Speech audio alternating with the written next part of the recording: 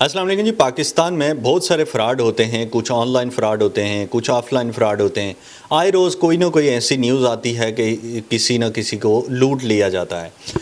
एक नए तरीके का फ़्रॉड मेरे सामने आया है कि किस तरह से एक नए अंदाज़ में भी लोगों को लूटा जा रहा है। शायद आपने भी ना सुना होगा, मैंने भी पहली दफ़ा ही सुना है। मेरे एक दोस्त हैं जो हाफ़िज़ हैं, तो उन्होंने मुझे बताया कि मुझे जो आजकल आपको पता है कि कारी साहब हों या जो हाफ़िज़ वगैरह होते हैं, तो वो ऑनलाइन पढ़ाने की तरफ ज़्यादा तवज्जो देते हैं और उसमें कोशिश करते हैं कि बाहर की जो फैमिलीज़ वगैरह हों या बच्चे हों, तो उसमें थोड़ी अच्छी इनकम हो जाती है, तो कोशिश करते हैं कि ऑनलाइन पढ़ाया जाए। इसी तरह से हाफ़िज़ साहब ने एक ऐड लगाया जिसमें उन्होंने अपना नंबर दिया और ये कहा कि अगर किसी को ऑनलाइन क्लासेस चाहिए, क्योंकि वह हाफ़िज़ भी हैं, आलिम भी हैं, तो उन्होंने कहा अगर किसी ने इस्लामी कोर्स करना है, इस्लामी तालीम हासिल करनी है, हिफ़्ज़ करना है, तो मुझसे रब्ता कर सकते हैं। उन्होंने अपना नंबर भी वहाँ पर दिया था।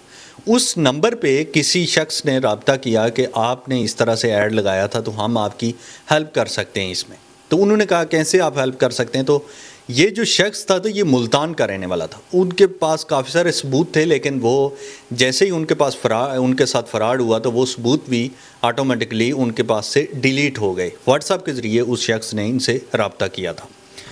तो उन्होंने कहा जी कि मैं जो हाफ़िज़ हूँ और इस तरह से ऑनलाइन क्लासेस लेता हूँ। तो ये जो शख्स था जो मुल्तान से था, तो उसने कहा कि हमारे पास एक नेटवर्क चल रहा है, अगर आप चाहें तो हम वहाँ पर आपका ऐड लगाएंगे और उसके ज़रिए से हमारे पास कुछ 4 फैमिलीज़ हैं जो यूके या अमेरिका वगैरह से हैं, जो हम आपको दे सकते हैं और आपकी अच्छी इनकम हो सकती है। लेकिन उसके लिए हम पर हेड जो है आपसे 5,000 वसूल करेंगे। तो हाफ़िज़ साहब ने कहा ठीक है, अगर 4 मुझे बच्चे मिल जाएंगे या फैमिलीज़ मिल जाएंगी तो मेरे लिए अच्छी इनकम का बंदोबस्त हो जाएगा, तो ठीक है।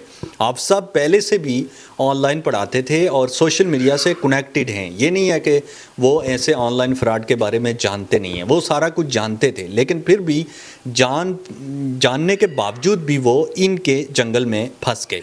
कैसे फंस गए कि ये लोग ऐसे होते हैं कि ये आपको बातों बातों में ऐसे उलझा देते हैं कि आपको समझ नहीं आती है कि आप क्या कर रहे हैं, और ये सारा कुछ इतने जल्दी जल्दी में कर रहे होते हैं कि आपको आपके जो दिमाग है तो उसको ये कंट्रोल कर देते हैं, ताकि आपको समझने में थोड़ा टाइम लगता है ना, किसी चीज़ को भी समझने के लिए थोड़ा टाइम लगता है, लेकिन ये टाइम नहीं देते। उन्होंने कहा जी कि हमारे पास मुल्तान में एक नेटवर्क चल रहा है जिसके ज़रिए हम लोगों को आगाही देते हैं, और अगर आपको बच्चे चाहिए तो हम दे सकते हैं, लेकिन 5,000 फ़ी हेड लेंगे हम। उन्होंने कहा जी कि आपके पास अगर कोई बंदा है तो आप भेज के हमारी इंक्वायरी कर सकते हैं, हम जिधर भी हमारा ऑफिस वगैरह है सारा कुछ आप चेक कर सकते हैं, कोई ऐसी फ़्रॉड वाली बात नहीं है। तो हाफ़िज़ साहब का कोई जानने वाला था मुल्तान में, उसने कहा कि ठीक है, आप अपनी लोकेशन वगैरह दें तो हम आपको आपके ऑफ़िस आ जाते हैं और वहाँ पर हम चेक कर लेते हैं। उन्होंने कहा जी ठीक है, लेकिन उन्होंने लोकेशन नहीं दी बल्कि एड्रेस लिख के दिया। एड्रेस जो लिख के दिया, ये आपके स्क्रीन पे भी चल रहा है कि ये एड्रेस उन्होंने लिख के दिया कि यहाँ पर हमारा ऑफ़िस है, आप अपने बंदे को भेज दें। जब हाफ़िज़ साहब का बंदा अपने घर से चलना शुरू हुआ तो उन्होंने कहा जी कि आपके बंदे को कितना टाइम है, आप जल्दी आएँ क्योंकि हमने कहीं निकलना है। तो हाफ़िज़ साहब ने बंदे को बताया कि आप थोड़ा जल्दी करें, तो उसने कहा जी ठीक है, मैं बस पहुँचने वाला हूँ, मैं जल्दी से जाता हूँ।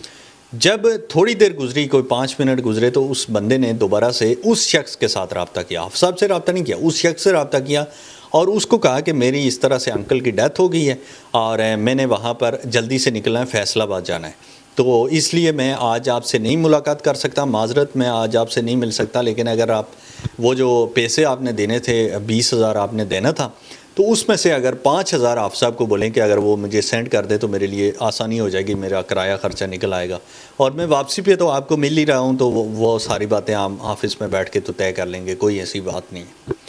तो उसको भी एतबार हो गया कि ठीक है, इसने एड्रेस वगैरह भी दिया, वो सारी चीज़ें दी हुई हैं। तो उस शख्स ने, जो हाफ़िज़ साहब का दोस्त था, तो उसने हाफ़िज़ साहब को कहा कि आप इनको 5,000 सेंड कर दें, ये इनकी कोई इस तरह इमरजेंसी हो गई है, और हम लोग वैसे भी ऐसे हैं कि किसी का भी दर्द दुख हम देख नहीं सकते, और हम कोशिश करते हैं कि हमेशा किसी का दुख दर्द बांटा जाए। तो हाफ़िज़ साहब ने भी यही सोचा कि यार ठीक है, इसकी फौतगी हो गई है तो इसे पैसों की ज़रूरत होगी, तो हाफ़िज़ साहब ने 5,000 भेज दिया। 5,000 भेजने के बाद उसका नंबर बंद हो गया, और उसके बाद से इनको ये होश आया कि यार ये तो हमारे साथ फ़्रॉड हो गया।